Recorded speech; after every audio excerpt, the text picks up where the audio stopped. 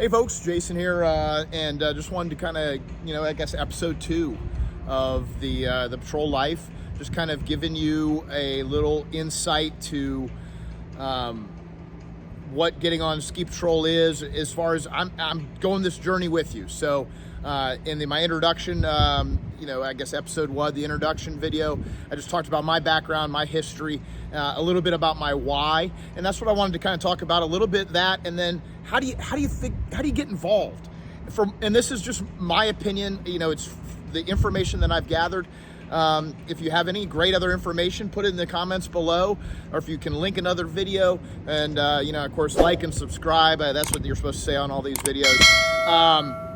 If you want to see more content and stuff like that, I'm gonna try to post every week or something like that as we kind of progress through my patrol journey and my patrol life. So first of all, what I realized is you have to have a good why, and I talked about that at first. Why do you want to get into it? For me, I've always been a fan of service. I was in the military, fire and EMS service, and then owning a gym for the last 10 years, a CrossFit gym, a group fitness, giving back and getting people healthy. And if there's anything we've learned over the last 3 or 4 years, is that being healthy is going to give you the best outcomes in life from a health and wellness standpoint. And so when we talk about the why, you have to understand it has to be a pretty solid why. We started our class, and people that don't have a strong why have already fallen off. And it's important to understand that this is a time commitment, especially that first year. So the first part of it is finding a local patrol, right? So you have a hill, and like I talked about in the first episode, 85% of patrollers in the United States are volunteer. And that means a lot of hills, whether it's the Northeast, the Mid-Atlantic, the Midwest, a lot of them are volunteer. As you start to go further west, obviously the big mountains of the Rockies have a lot more professional patrollers, but I can tell you that there's plenty of volunteer patrols or augmented volunteer patrols that augment career patrols in the Rockies, in California, and even out here in the East Coast and the Midwest, and that sort of thing. So you find your patrol that maybe is your local ski hill or whatever, and a lot of times I've found that people have a connection that got them into it. A guy I play lacrosse with went through the program last year. He was a mountain host the year before, and so that was the connection that got me in. But if you don't have any connection, and maybe if you don't, you're watching this video, you may not have an idea of how to, get involved, go to your patrol. And the way a lot of it works is a lot of those patrol rooms, the aid room is accessible. Go in, talk to people, interpersonal skills, talk to them with words coming out of your mouth. Like, you're not going to find out if you're just going to text somebody, they're not going to be interested in you. You need to communicate in this job with other patrollers, with members of management, and most importantly, with the clients, the patients, the guests that you're going to serve. And that's what's important. So if you're not good with interpersonal communications, that might be an impediment to join in the patrol, just as an FYI. But what you're gonna have to do is go in there, and most every patrol has like a ski with patroller day or a ride along day or whatever you want to call it.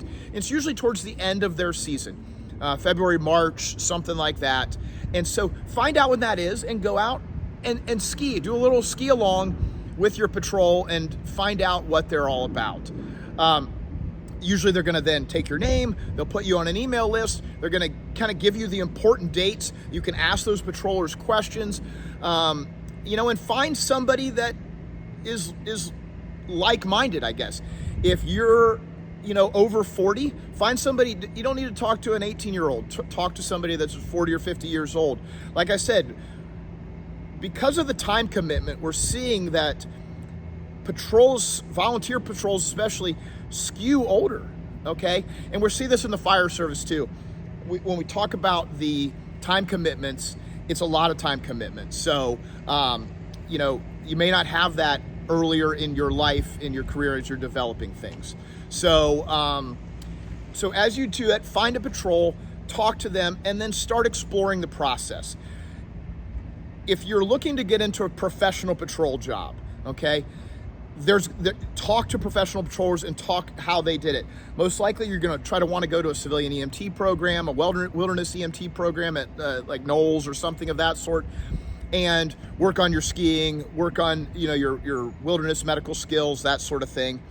And if you're going to be in a volunteer patrol position, the National Ski Patrol has a program called the OEC, Outdoor Emergency Care Technician, and that's essentially very equivalent to a EMT program, right? And I took my EMT back in 1992, and I can tell you, I still remember stuff from that program today, and a lot of it overlaps with what is in the OEC program.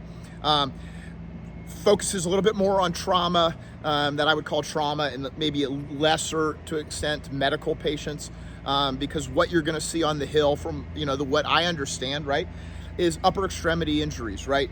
Wrists, shoulders, that sort of thing, elbows, when we're in a terrain park or we're falling on an outstretched arm, that's where, obviously knee injuries too, potentially, that sort of thing. The gruesome head injuries from hitting a tree, or chest injuries and all that stuff, penetrating trauma is not what you're going to see too often.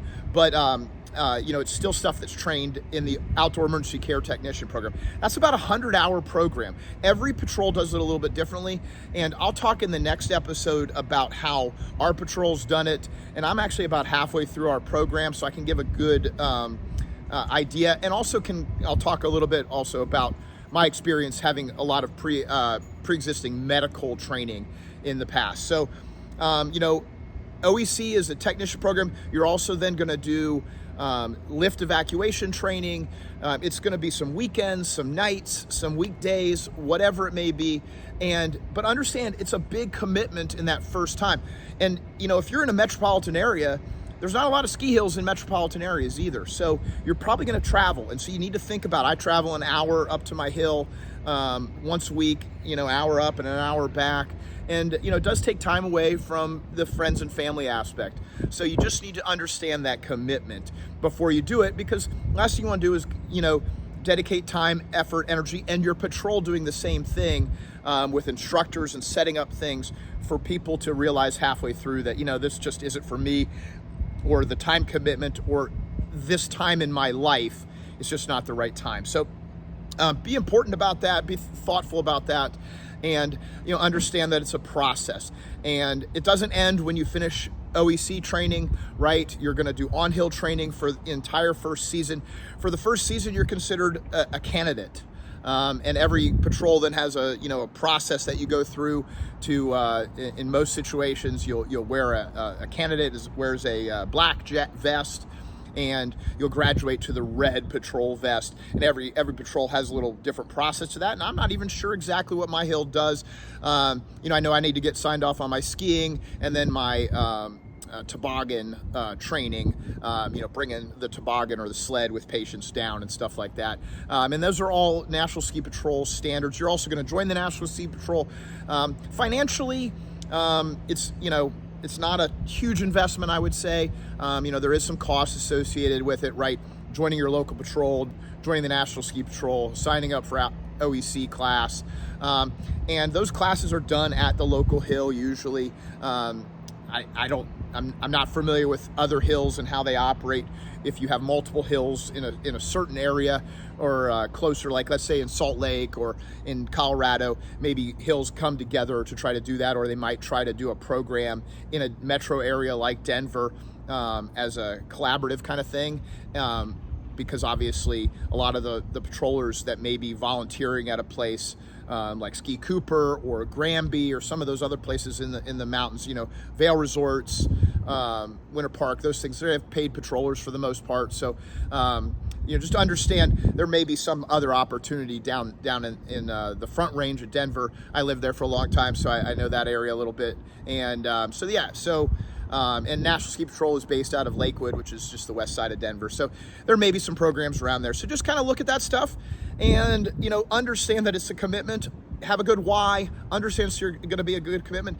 But, if you understand all that, I believe the reward is going to be very good. So those are the processes to get started. Contact your local, every patrol seems to have a Facebook page and a website and information that's separate a lot of times because the patrols, the volunteer patrols, they're separate nonprofit entities from the host. So it's important to understand that.